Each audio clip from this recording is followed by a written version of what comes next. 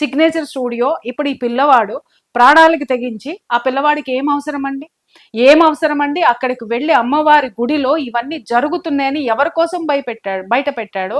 ఆ పిల్లాడికి ఏమైనా ఆస్తులు పాస్తులు వస్తాయా, లేకపోతే ఆ పిల్లాడికి ఏమన్నా పేరు ప్రతిష్టలు వస్తాయా? పేరు ప్రతిష్టలు రావండి. ఇలాంటి వాటిల్లో ప్రాణాంతకమైనటువంటి ఆ భ్రాంతులకి గురి చేసేటటువంటి థ్రెట్స్ వస్తాయి. మీకు ఆ సంగతి తెలుసో లేదు.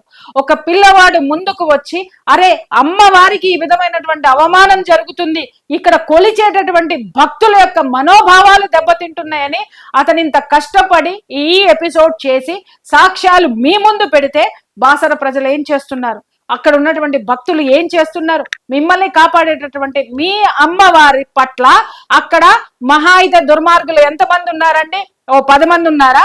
వాళ్ళు ఎక్కడున్నారండి? ప్రభుత్వంలో ఉన్నారా? ఆ ప్రభుత్వాన్ని ఎంచుకున్నది ఎవరండి? మీరు కాదా? ప్రశ్నించే హక్కు మీకు లేదా? మాట్లాడితే కేసులు పెడతారా? మా మీద కూడా ఉన్నాయి బోల్డన్ని కేసులు. మేము ఇంకా బ్రతికే ఉన్నాం. చచ్చేదాకా పోరాడతాం, చచ్చేంత వరకు పోరాడతాం. ఎందుకు పుట్టాము అనేది కాదు, ఏ కారణంతో చచ్చిపోయినాం అనేటటువంటిదే మనం ప్రతి ఒక్క హిందువు ఇక్కడ ఆలోచించాల్సినటువంటి అవసరం ఉంది.